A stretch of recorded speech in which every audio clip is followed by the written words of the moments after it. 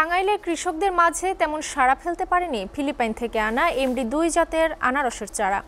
অব্যবস্থাপনা ও কৃষকের জ্ঞান না থাকায় এই প্রকল্প মুখ থুবড়ে পড়ার উপক্রম হয়েছে। পরিকল্পিতভাবে বিশ্বখ্যাত এই আনারসের আবাদ করা হলেও বিদেশেও রপ্তানি করা সম্ভব হতো। কৃষকদের প্রশিক্ষণ ও প্রযুক্তিগত সহায়তা দেওয়ার কথা বলছে কৃষি বিভাগ। টাঙ্গাইল থেকে আহমেদ রাসেলের প্রতিবেদন। চলতি মৌসুমে টাঙ্গাইলের ৭,৭৯৪ হেক্টর জমিতে আনারসের আবাদ হয়েছে। 2021-22 থেকে 2023-24 অর্থ বছর পর্যন্ত মধুপুরে 227 জন কৃষকের মাঝে প্রণোদনার মাধ্যমে 22,01,500টি MD2 জাতের আনারসের চারা বিতরণ করা হয়।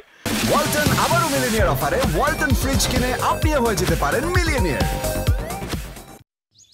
ব্যবস্থাপনা দুর্বলতার কারণে বিদেশ থেকে আমদানির সময় কন্টেইনারে আনারসের চারা নষ্ট হয়ে যায়।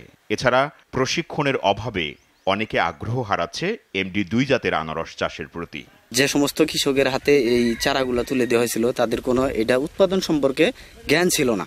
আনারসের চারাগুলো ভালো ছিল না, এদিকে ফল খুব একটা সুবিধা হয় নাই।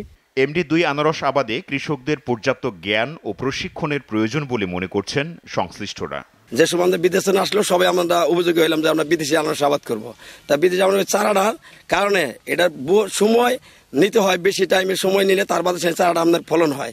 আমি যে বিদেশ থেকে যে চারাটা আসছিল ওই চারাটা থেকে করার পরে এখন আমি নিজেই চারায় সম্পূর্ণ। কৃষকদের প্রশিক্ষণ ও প্রযুক্তিগত সহায়তা দেওয়ার কথা বলছে কৃষি বিভাগ। MD2 এর আনারসের একটা মূল বৈশিষ্ট্য হচ্ছে যেটা কাঁচা অবস্থা খাওয়া যায় এবং এটা ফ্লেভারটাও ভালো।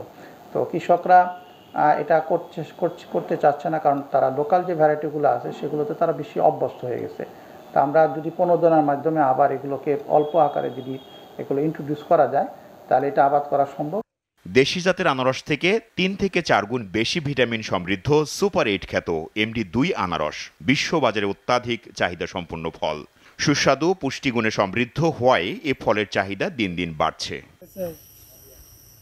পরিকল্পিতভাবে MD2 জাতের আনারস আবাদ করা হলে রপ্তানির মাধ্যমে প্রচুর বৈদেশিক মুদ্রা আয় করা সম্ভব বলে মনে করছেন সংশ্লিষ্টরা।